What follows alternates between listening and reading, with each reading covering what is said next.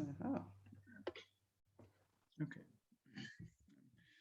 Hello, everyone. Welcome and thank you for joining in on this discussion.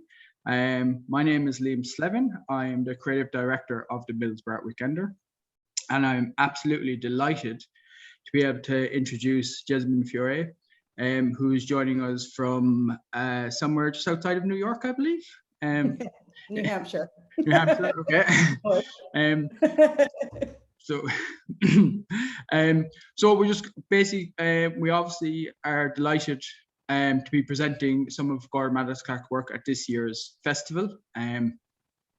So we have Jessamyn here to discuss some of the work that we'll be presenting.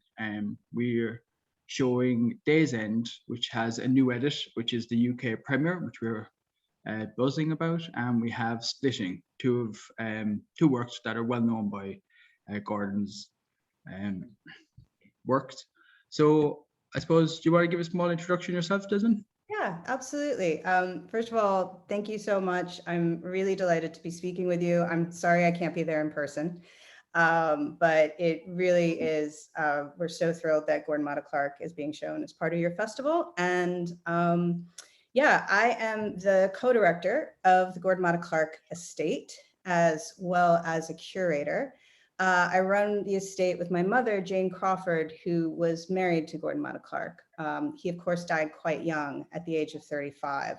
So since that time, my mother has sort of taken care of his work, and now I help her with that.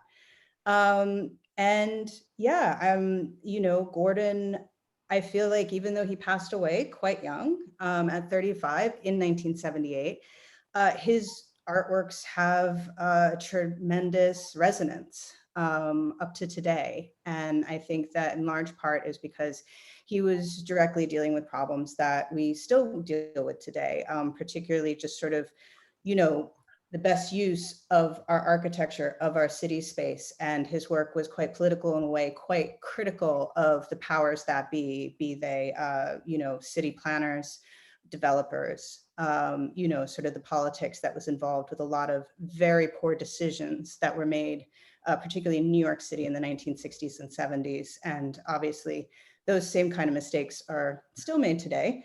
And so Gordon found a creative way to address that. And I think not only call attention to it, but present ideas of possibilities, possible solutions and artistic interventions that many artists since and architects since have taken on board and included in their own work and continue to evolve.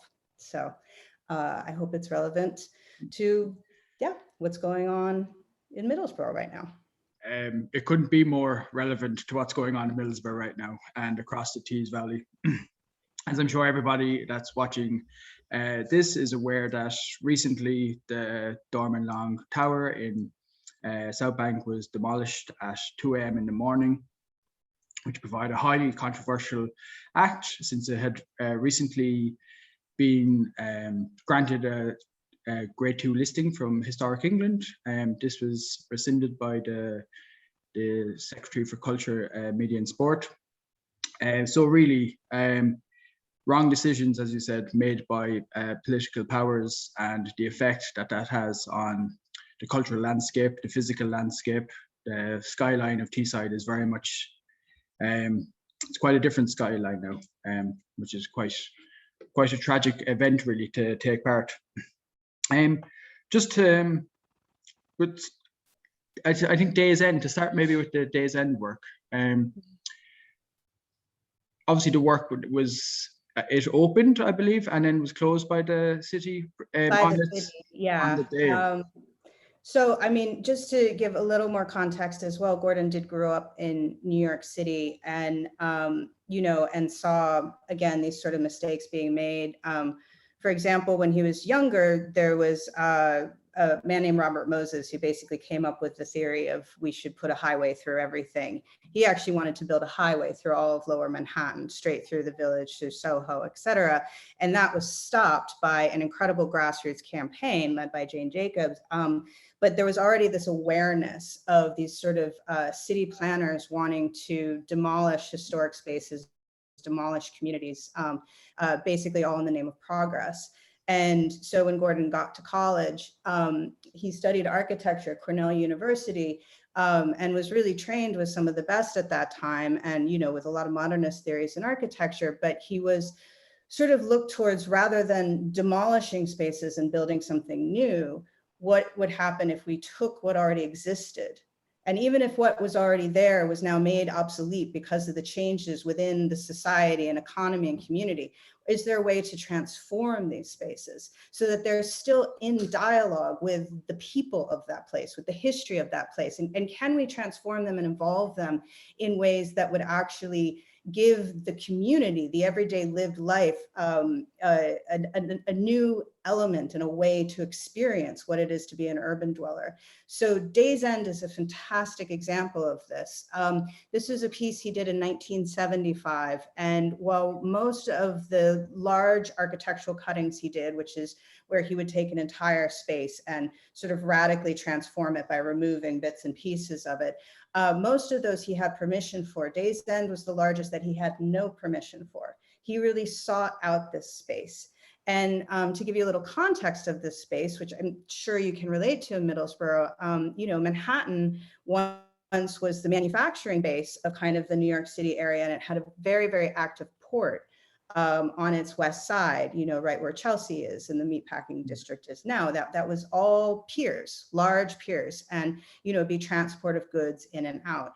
And what happened was this manufacturing base left Manhattan, and with that, these piers became obsolete. And rather than turning them into something else or doing something with them, they were basically just abandoned and shut up by the city. And so you had what is an island, Manhattan, almost most of the water was not accessible, particularly not accessible in an everyday way of like we think there's a park on the water or something like that. There was this entire side, and it was these abandoned piers. And to be fair, it was dangerous because they were buildings that probably could have needed work or should have been demolished. It was abandoned, and it was the potential of creating spaces and using the elements of water and light, et cetera, was being ignored and forgotten about. And so Gordon was really interested in, not just accessing one of these spaces, but trying to transform it into sort of, his thinking was like a kind of almost like a post-industrial public park, where he wanted to really look at the elements moving through these spaces, and the wet and the light and the water and just kind of that presence. So at that time, there was a vibrant gay community that was meeting on these piers, and they would sort of move from pier to pier at different points.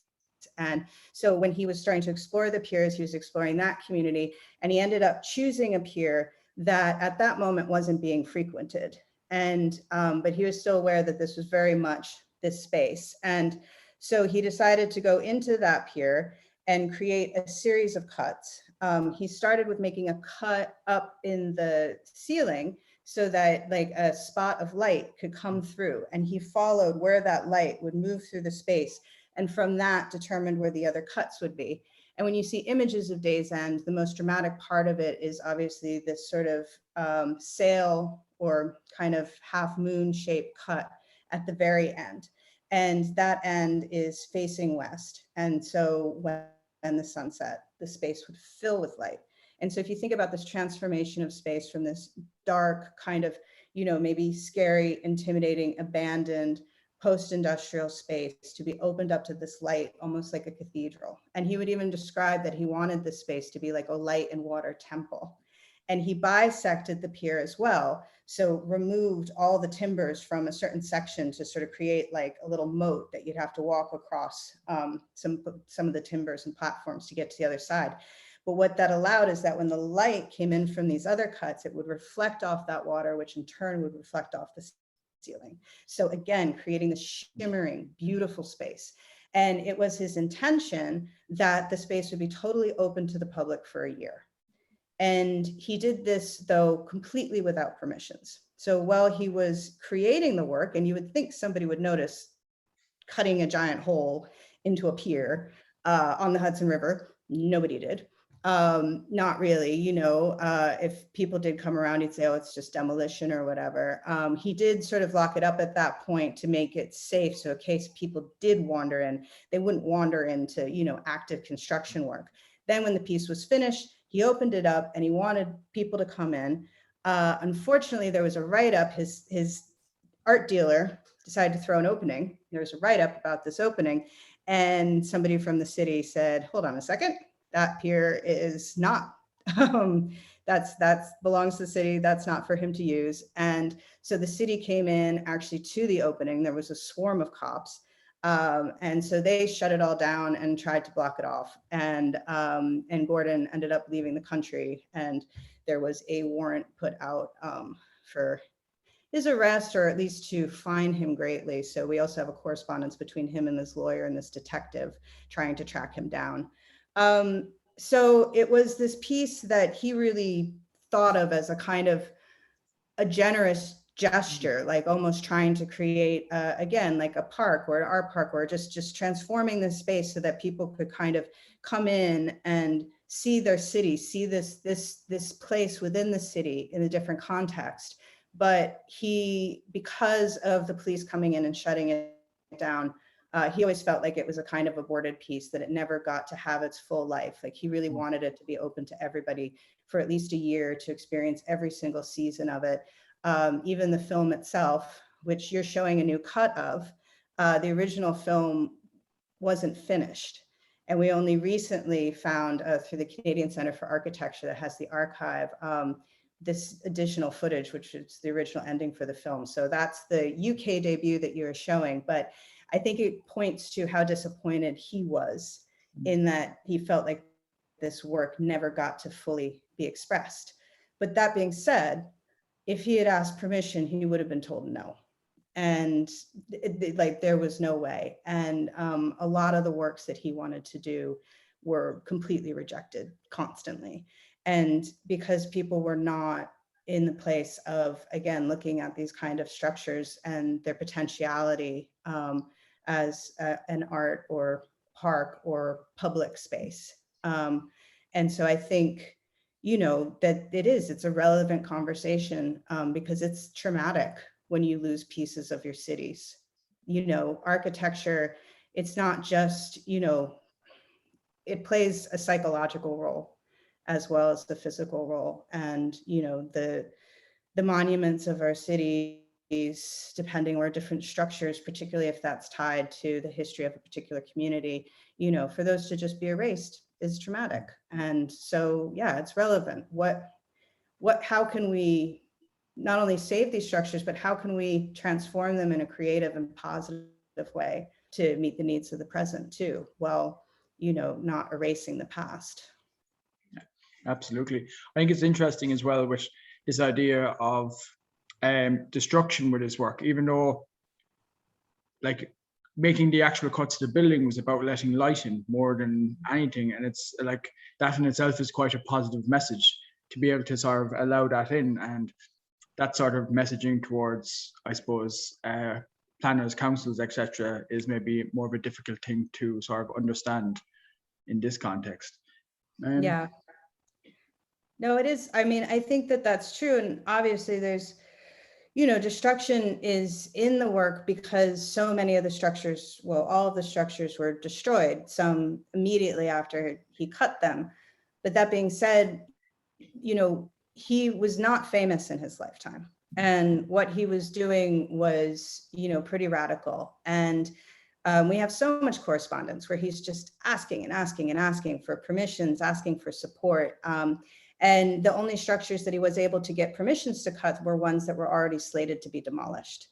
And so a lot of Gordon's work, isn't about a finished, fixed, permanent entity because he was never really allowed in his career to get to that point. He wanted to. I think if he had been given an opportunity to work with a structure where it could have survived and existed in perpetuity, he would have jumped at that. But instead, all of these works ended up being ephemeral. I think, though, why he remains relevant today, as opposed to just a sort of historical footnote of this guy in the 1970s that cut up buildings, is because behind each of these cuts, he was very much addressing the context of that particular structure. He was asking questions, and he was generous, sort of with how he presented himself in his work, and how he brought in the community and collaborated with others constantly, so that it was like he was asking an idea and he was saying, well, here's a possible solution or a way to address this, but what's yours? And I think that inherent generosity in his practice, and this kind of energy of wanting to just, let's build this conversation, let's get the ball rolling, let's keep going with this, let's collaborate, let's work, is why, still so many artists and architects and I met city planners, who are really inspired by him. And, and that keeps his work, I think, very active and alive and present, even though, none of particularly the large cuttings, none of them physically exist in our world and haven't for decades. What was his relationship then with his sort of documentation of the work, and like the movie making that he was undertaking while making the actual cuttings? Was he making two works at a go? Was it like that? Did he see these sort of as works themselves, or was it purely documentation that we've now sort of view as finished works in themselves? Well, I mean, I think personally, I feel like with his film work, it's more than documentation. And I think we know that because he made a lot of films outside of just, documenting the cuttings and the process. He made standalone films and was really fascinated by the medium. And we even have correspondence in college where he was thinking about changing his major to film studies to be a filmmaker. And so I think that there's a genuine passion for the medium there, and ideas he wanted to explore through it. I think with the films that he made of the cuttings, he was very performative and very physical. And when he spoke about this relationship to architecture and the contemporary relationship to architecture, he would say, there's a temerity of people within their own spaces, that they're intimidated by the solidity or the seeming solidity of the four walls and ceiling and floor below us, that we all live in these boxes and we don't think that it's in our power to change them, but it is. We can physically, manipulate them. We can make a hole through it. And he would sort of, emphasize this physicality. And I think that is reflected in the films in particular, because seeing him create these works, like, now, I mean, if you were just to see it, or if you're thinking about something to do it now, you would think of like this team of people and this big complicated thing. And you'll see, particularly in Days End, but Splitting too, it's him and a few other people, if that, and Splitting. And I mean, in Days End in particular, he's up with just its little hook and tackle, with the ropes, little system that he lifts himself up on that kind of swing, and he's up there with a blowtorch, and it's all rigged with an assistant or two down below. It's physically, I mean, it could be like a circus act almost. It's unbelievable. It's acrobatic, it's aerial. But I think that he really felt that was an important part of this work, that you are physically engaged in this space. And I don't think he meant that in a macho way too. I think that people have kind of taken it as that. But he had such an interest in dance, and he actually danced with Trisha Brown, and some of his earliest works like Tree Dance, where he kind of created these structures in a tree that were to be occupied. And I think he was very interested in bodies and space and the relationship between body and space. And even when you think about some of his writings around his idea of architecture, it's a lot about these ideas of, well, what's the architecture of the space where you stop to try your shoes? So I think that the films allow us a window into that physicality, to that relationship between body and space.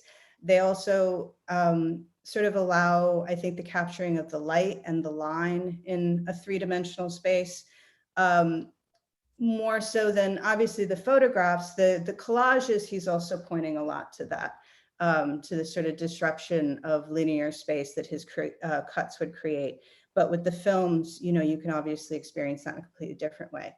Now, again, I mean, I do think ultimately he would have wanted at least one of these structures to survive so somebody could actually physically encounter these works, because that, you know, was obviously the sort of the essence of what that experience was.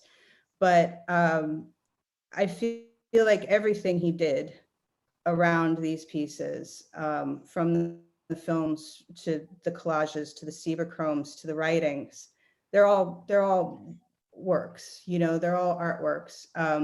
You know, I would definitely place him as a kind of, you know, post-minimalist conceptualist, because it was all circling the idea, and the idea was the most important part.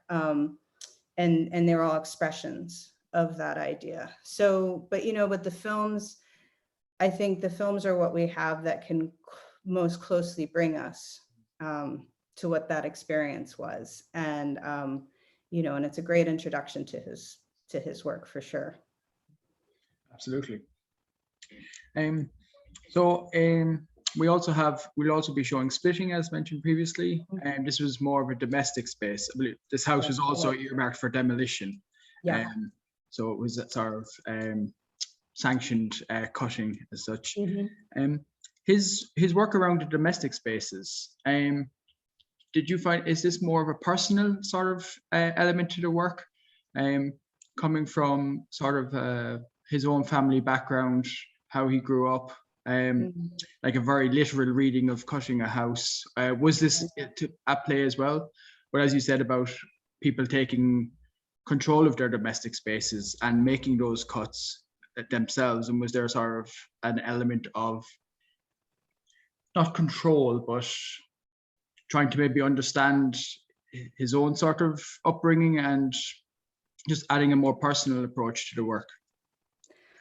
I mean, I think that is a really common reading with Splitting. His parents separated right after he was a twin, and his father is Roberto Matta, a really famous surrealist artist and Chilean surrealist artist, and his mother, Anne Clark. And Matta left Anne quite soon after they were born. So there was always that sort of fractured family element in his life. But he still had an ongoing relationship with both parents throughout his life. I think one of the reasons why that piece is so popular is because you can give so many readings into it. In terms of what he actually says in his interviews about the work, no. But, you know, that's, I mean, that's the beauty of art, that we can read multiple meanings. In terms of Splitting itself, it's an incredibly important work because, you know, I see it as a kind of dividing point in his career. You know, it was done in 1974. And before that point, he'd been doing a series of cuttings like the Bronx floors, where he would go up to the Bronx, South Bronx, into these very failed housing projects, like estate housing, but just had been built just a couple decades before and completely didn't serve the needs of the community. It absolutely felt like the South Bronx was just a disaster at that point. In terms of terrible choices that were made by the city. And they were really feeling the pain of it. And so he would remove sections from the floors and bring them downtown into 112 Green Street, which was an artist run space that he was involved in.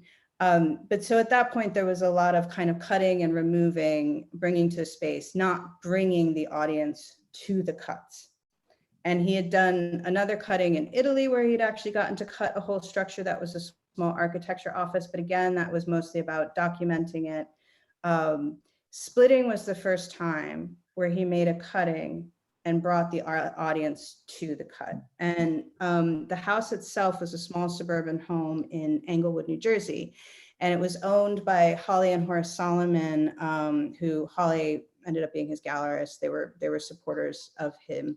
And this community of Englewood was basically a bedroom community to some wealthier areas. And so it was sort of more working class with a lot of people who, kind of made their incomes, working in the wealthier areas. And then the economics of the entire place shifted, and the jobs were no longer available. People started to leave the community, and they decided to demolish the entire place and replace it with warehouses, which are still there now if you're going to visit the site of splitting. It's just a lot of big old like storage spaces. So literally it was a community, that particular area was just wiped.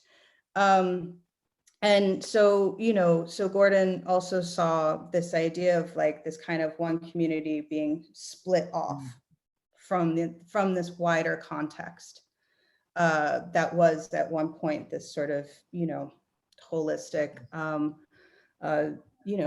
series of communities, economies, and it just got cut. So there was that, but at the same time with that piece, you have the split, and then he removed part of the foundation, so half of it actually rocks back. And all of the descriptions, I mean, the film and the pictures kind of capture it, but the descriptions of actually being in the space was that, when you start on the ground floor walking through it, the cut's small. So it's just a slight shift, but the further up you go back and forth between the spaces, the more that the part that's rocked back on the foundation, that you really feel like you're sliding down. And suddenly, again, all of our assumptions about architecture of the floors and the walls and everything are just, they're gone, because you become very aware you're floating in space. You're at the mercy of the architect and the stability of this structure, and now at the mercy of this artist who's just made all these holes through this structure, and let's hope it stays standing. So it was bringing, again, light into the space, but also sort of really visually disrupting it in a way that was subtle, but sort of became more extreme the more you would move through the space. And then at the very top of the space, he removed the four corners of the house, which of course, the corner is like when you want to talk about when you hold something together, when you put something together, that's the corner. So to have a structure with these corners removed, again, it was sort of pointing to this space as now being not only cut off, but just, obsolete, unsustainable, untenable within its current condition. And yet the cuts are very beautiful. And the house itself, there's so many moments, and he talks about this, where you still see, the marks of the people who lived there, and like the soap and the soap dish, and even one of the four corners cuts, which still exists as a sculpture that's at the Museum of Modern Art in San Francisco. You can see like a playing card kind of stuck in between two of the boards. And, and he thought a lot about this too, of the kind of the layers that architecture has and the layers of living. And he would often refer to himself as a sort of urban archaeologist, or like the skin of a building, the skin of a structure. So, I mean, I think there were a lot of elements at play, and with splitting, because it was the first time that he really, he made these cuts, and then Holly Solomon rented a school bus and loaded everybody on it and brought them to this place, and nobody knew what they were going to experience. And then they moved through the structure, and that was really mind-blowing. And that was a real departure point for him, that he wanted to continue, to sort of do these, to bring you into the work and into the space and into the context of what was radical change happening in this community and in the other communities of his cuttings. I mean, pretty much every one almost you can point to, and it's because something radical was happening, that these buildings were going to be demolished. So really putting you in it and making you question everything. It's sort of amazing that it's now a series of warehouses as well, that yeah, it's like storage spaces. Potentially offer up more opportunities for more work if he was still with us. And was this this bringing the audience into the work? Was it open for a particular amount of time, or was it simply an opening event with one group of I'm pretty sure it was just the event, although maybe there were other times when people could go. But again, I think it was right before it was demolished, which is so many of the pieces, you know, which is sad. Like Conical Intersect in Paris, I think was only open really a couple days before it was knocked down, which you can see in the film, which is not one of the ones you're showing. But if people are interested in seeing more of Gordon's films, they can find them online. You know, he also did a great cutting in upstate New York called Bingo. That was in a town that basically was on this river that had been heavily polluted. And it was the first kind of Superfund site in the US in the 1970s, like with the first one where the government stepped in, EPA stepped in and said, you know, like, stop the polluting and we have to move people out of here because so many people had gotten different cancers and illnesses. And so he was given one of those homes to cut. And for that, he did Bingo, and it was like revealing the inside of the house piece by piece, like a bingo board.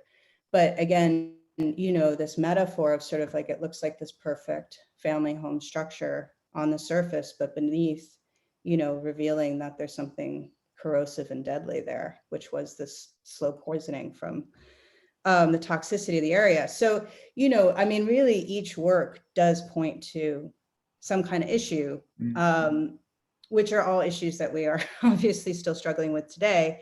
But it didn't always allow for an audience to go in, or if an audience was in, that they couldn't stay very long. Going back to your point, the films, I do think that again is why he made the films. Although at that moment, you know, art films were very rarely shown. There, sometimes galleries would show them, but there weren't a whole lot of opportunities. So he would make a lot of these films, and they might have been shown once. But he kept them, and we're really lucky for that, because obviously today, you know, it's the easiest way to show the work around the world, and they play a very vital role.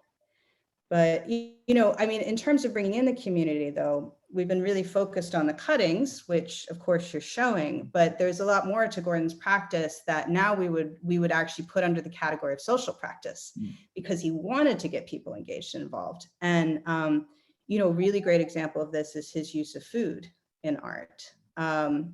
You know, which was something that he had throughout his work, just the very simple act of cooking food and inviting people to share food, and that ritual of the meal, and how it could really break down barriers, particularly social barriers.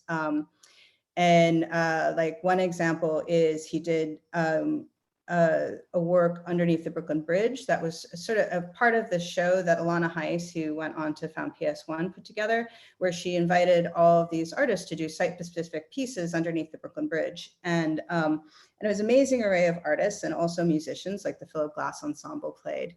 But at that time, and this was in 1971, there was a homeless crisis happening in New York. Because the city at different points, you know, eventually went bankrupt in 1975, but with different cuts. There was a moment where they just sort of, you know, any patients that should have been inpatients seeking mental health treatment were just turfed on the street and became outpatients. You had a lot of vets returning from the Vietnam War, severely traumatized, and with no resources. And there was an economic downturn. So all of that meant there was a massive homeless population. And that was something that Gordon really wanted to address, particularly in his early works. And in 1971, with this Under the Brooklyn Bridge show, there was a homeless encampment there, and he was meeting with the people there and sort of photographing their makeshift housing, and then kind of offering a series of works that were proposals, you know, because he studied architecture, of like, okay, what are ways that we can make a more sustainable, durable housing out of the materials that are found here, which is basically garbage. So that was the creation of Garbage Wall, which is a wall he makes out of garbage, but sort of as a proposal of trying to make something a little more sturdy than a cardboard home. But while making these works, he then also roasts a pig underneath the Brooklyn Bridge, and that's called Pig Roast. But again, a very simple idea of, I'm going to roast a pig, and, you know, and it's the kind of thing, and people smell it and they'll see it, and it'll attract people. And because then he wanted to feed everyone, but to get them talking, and he really did. He wanted to get people talking, and he wanted, to sort of propose these ideas and get feedback, and just, engage with the everyday people on the city streets in that way, and to get their responses. And that just became a through line for a lot of his work, was incorporating food and feeding people. And, and he even opened a restaurant along with his girlfriend at the time, a dancer, Carol Gooden, and Tina Gerard, who's an amazing artist. And they were involved in 112 Green Street, and they opened up food restaurant, which was sort of if you needed a job, you could get a job there. They had, cooked meals. They invited artists to do artist dinners. It was a really amazing space. But all of this was sort of, it was part of his artwork, and he treated it, I think, very as seriously as he did everything else, which at the time was unusual, and since has been highly influential. So. Absolutely. It's all about really making space for people, isn't it? It's like everything, even though his interest in dance, that's sort of the social aspect about this whole sort of amount of work about bringing people together. Yeah, I suppose I wonder, is there like the sort of the interest in the work now? It seems that the time we're in the 70s with the Vietnam War, homeless crisis in sort of New York, downturn in economy, it all seems to be quite relevant and similar now, even going back as far as like 2001, the Iraq invasion, up to basically just what happened recently in Afghanistan. And all of those issues seem to be very similar to what people are experiencing now. And obviously there's been a sort of uptake in socially engaged practice, or the sort of the new terminology around what Gorbat Clark was doing back in the 70s. Yeah. I mean, I definitely think that there was a political moment in and we'll go late 60s into 70s here, because obviously the civil rights movement was massively important. The high profile then assassinations of political figures, followed on by like the Watergate scandal, massive distrust in government, and then yes, the protests around the war. I would say the difference between obviously that war and our subsequent wars is, that war with the draft, it was really, like anyone could be drafted at any time, et cetera. And it had sort of and there was a much bigger cultural backlash, I'd say, at least in our country, but I feel like it's probably similar in the UK. The tragedy with the Iraq and Afghani wars is that they were almost like invisible wars. I mean, that so many people in our country just went about their daily lives and without any even acknowledgement of the sacrifices that, a certain segment of our population was making, or of what was even happening. But that being said, I do think that now we are in a political climate that we're apparently where there's definitely a lot more social activism. There's massive distrust in government. There's a sort of, I don't know, a sense of urgency that things need to be addressed. And, at that moment when Gordon was working, and again, going back to kind of into the late 60s, but into the 70s, the artists felt like they had to address what was happening, that they had to be working with reality in some way, that it wasn't just making discrete objects for a white cube space, that art had to be in some way of and in service of our everyday realities.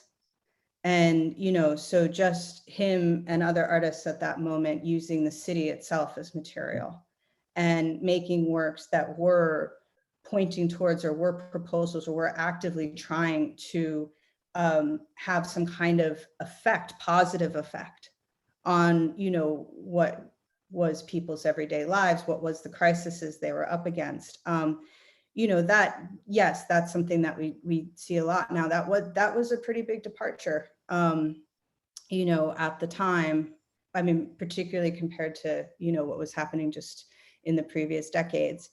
And yeah, and I think it is relevant again for today, because I do feel that a lot of artists, architects, everybody, you have to wonder, you have to question constantly, like, well, is what I'm doing actually going to make things better, or be a positive contribution to this conversation? I have to have an awareness of the impact of our actions, and just to create in a vacuum is, not really relevant Yeah, nothing in a exists. moment of crisis.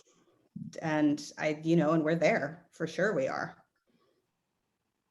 It's sort of just, it's amazing the sort of monumental work that he undertook with such little resources, really. Yeah. And what he was able to do. I think there's an image, a photograph from Days End, and I think the sort of pulley system he's on it seems homemade, or that he's put together himself. We still have the hook and tackle that he used. It was very homemade. And Joe, if like now artists making work, if that sort of idea could be instilled, and like if work could be still made to that scale with such little resources, it's quite inspirational. I think it is, and I do think he hit it at a moment where he was just able to get away with stuff that, that you couldn't get away with today. And, and at the end of the day, it was dangerous, particularly by our standards now. I mean, it's funny. I've definitely had conversations with people who, when they're first introduced to Gordon's work, they're kind of horrified by it, because they're just like, that's so unsafe.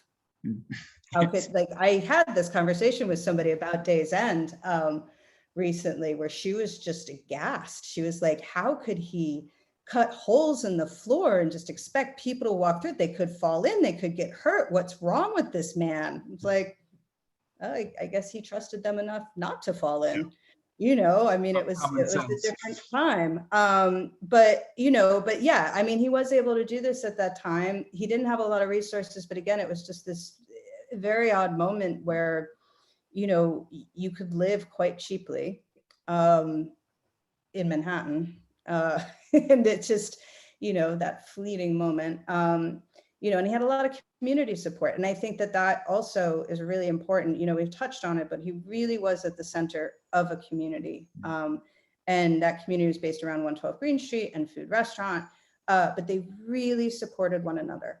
All of these artists, they had each other's backs, and they had other jobs, and a lot of the work that they did was actually converting the former factory spaces of Soho into loft spaces, because, they were trained electricians and plumbers, and, every artist who was involved with that also had like a side hustle of usually working in something in construction, or,